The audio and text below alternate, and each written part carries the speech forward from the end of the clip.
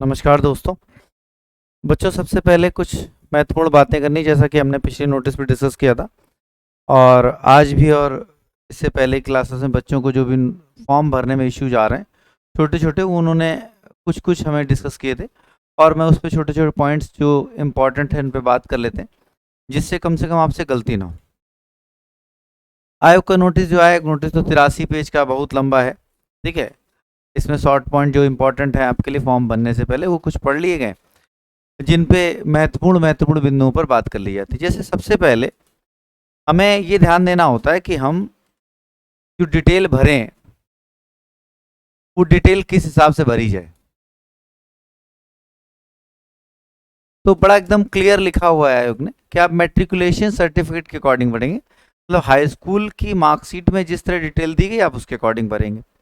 इसमें कुछ बच्चों का कन्फ्यूजन है, जैसे जो कैंडिडेट जिन मैरिड हैं उनका प्रॉब्लम है कि आफ्टर मैरिज क्या डिटेल भरनी चाहिए। आपको कोई मतलब नहीं है, आप सिर्फ अगर फॉर्म भर रहे हैं तो उस समय मैरिड और अनमैरिड वाले कॉलम में मैरिड क्लिक करने लगेंगे, लेकिन बाकी किसी डिटेल में कोई परिवर्तन नहीं होगा। ना ही तो आपका नाम बदलेगा, ना ही आपके फादर्स नेम बदलेंगे, ना मदर्स नेम बदलेंगे।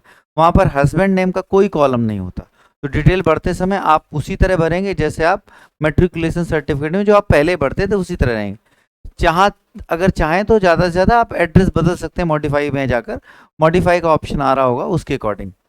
महत्वपूर्ण बात यह है कि मॉडिफाई का ऑप्शन आयोग ने सिर्फ 2 बार दे रखा है। ऐसा ना हो कि आप उसको बार बार मॉडिफाई यूज करें, एक गलती एक बार सुधारें, दोबारा फिर दिक्कत आ जाए। तो मॉडिफिकेशन करते समय एक बार शॉर्टलिस्ट कर लीजिए कि आप क्या क्या चीज़ें मॉडिफाई करना चाहते हैं, उनको चेंज कर लीजिए।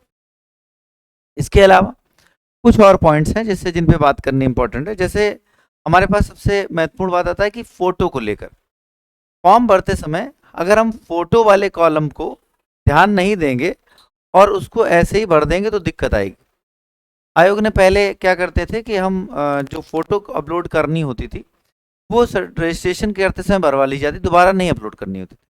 बट रिसेंट फोटो चाहिए आयोग को, इसलिए आयोग ने अब एक ऑप्शन रख रखा है कि फॉर्म भरते समय ही फोटो अपलोड की जाती है।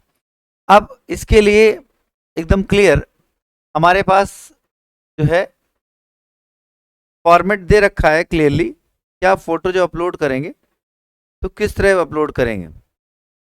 तो इसमें हम दिखा देते हैं आपको इस फॉर्मेट के अकॉर्डिंग। ये एकदम क्लियर फॉर्मेट है और फोटो रिसेंट होनी चाहिए। फोटो में किसी भी स्थिति में ब्लर नहीं होना चाहिए और ये सब नहीं होना चाहिए।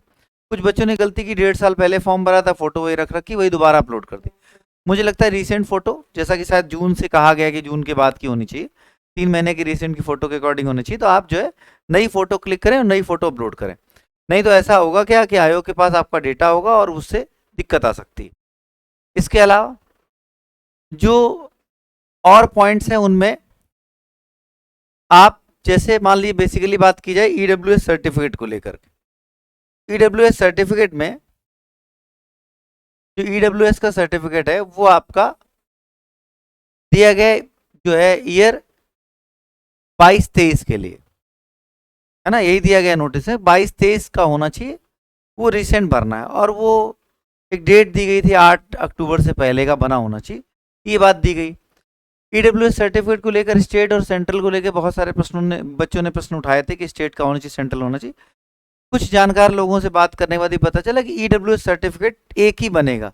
सेंट्रल वाले बना, सेंट्रल फॉर्मेट में बन रहा है तो ठीक, स्टेट वाला भी एक्सेप्टेबल होगा, ये बताया गया। लेकिन फिर भी आप उसकी जानकारी और एकत्रित कर लें नोटिस के अकॉर्डिंग। जो आपका कास्ट सर्टिफिकेट है वो आपका लगेगा हमेशा आपके सेंट्रल के अकॉर्डिंग, क्योंकि ये वैकेंसी सेंट्रल की है। तो लगभग कुछ ये पॉइंट्स हैं जिन पे बात करनी थी और इसके अकॉर्डिंग फॉर्म भरा जाए। आप गलती ना करें, एक बात याद रखें कि डॉक्यूमेंट की जो जानकारी है वो डीवी इस बार आयोग कराएगा नहीं। अब क्योंकि एग्जाम में आयोग डीवी कराएगा नहीं, तो जब आपका फाइनल चयन हो जाएगा तब आपका डीवी होगा, डॉक्यूमेंट वेरिफिकेशन। वहां पर किसी तरह की कोई गलती होने पर फाइनल चयन से बाहर आप हो सकते हैं।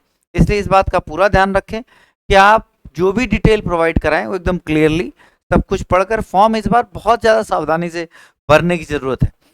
इससे पहले क्या होता था, आयोग डीवी कराता था। मान लिया आपने कोई सर्टिफिकेट का डिटेल दिया, आपके साथ अवेलेबल ना हो पाया तो ज़्यादा आपको जनरल कैंडिडेट कंसीडर कर लिया जाएगा।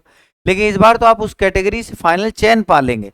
अब जब उस कैटेगरी से आप फाइनल चयन पा लेंगे तब आपके पास कोई विकल्प नहीं होगा उस चीज़ों को परिवर्तित करने का, चेंज करने का। इसलिए इस बात का ध्यान रखें कि आप जो भी डिटेल प्रोवाइड करा रहे हैं वो पूरी तरह एकदम क्लियर, उसके सर्टिफिकेट उस डेटा रेंज, उस डेट रेंज के अकॉर्डिंग होने चाहिए जो आयोग ने दे रखे गए। इन सब बातों का ध्यान रखते हुए आयोग जो आपका एप्लीकेशन है उसको सबमिट करें, पूरा एक एक डिटेल को एक बार मैच करें और ये सावधानी से भर दिया जाए, तो मुझे लगता है कि कोई खास दिक्कत नहीं आएगी। जब आप बहुत ज़्यादा क्यूरियस नहीं होंगे और बहुत इजीली इन चीज़ों को ले रहे होंगे तो छोटी छोटी दिक्कत आएगी। फोटो रिसेंट होनी चाहिए, जो भी आप डॉक्यूमेंट वेरिफिकेशन के लिए जो भी डिटेल आप प्रोवाइड करा रहे हैं उनमें आप समय के अनुसार, उस सीमा के अनुसार आपका सर्टिफिकेट उपलब्ध होने चाहिए, ताकि भविष्य में आपके पास इस तरह की कोई दिक्कत ना आए कि हम वेरिफिकेशन में जा रहे हैं और हमारे सामने सर्टिफिकेट अवेलेबल नहीं है, अब मैं क्या करूं। इसी तरह बीच में आपको जब समय मिले तो आप ग्रेजुएशन की जो आपका सर्टिफिकेट होता है जिसको डिग्री कहते हैं वो आप जो है अप्लाई कर दें, ताकि समय रहते वो आ जाए जब भी आपको समय मिले। तो इस तरह जो भी डिटेल है उनके अकॉर्डिंग एकदम क्लियरली अपडेट किया जाए। फिर भी किसी तरह कोई दिक्कत हो तो जैसा मैंने व्हाट्सअप नंबर प्रोवाइड कर रखा है उससे आप पूछ सकते हैं, समय मिलने पर मैं रिप्लाई कर दूंगा। और अब मैं पॉइंट वाइज ये नहीं बताऊंगा कि आप फॉर्म में यहाँ नाम भरेंगे या फादर्स नेम भरेंगे, वो एकदम क्लियरली लिखा है। और मुझे लगता है कि सीजीएल के कैंडिडेट होने के नाते ये बात आपको पहले से आती, कहाँ नाम भरना, क्या पिताजी का नाम भरना है, एक्सेट्रा एक्सेट्रा। जो इंपॉर्टेंट पॉइंट थे उन पे बात कर ली गई। ठीक, ओके, थैंक यू।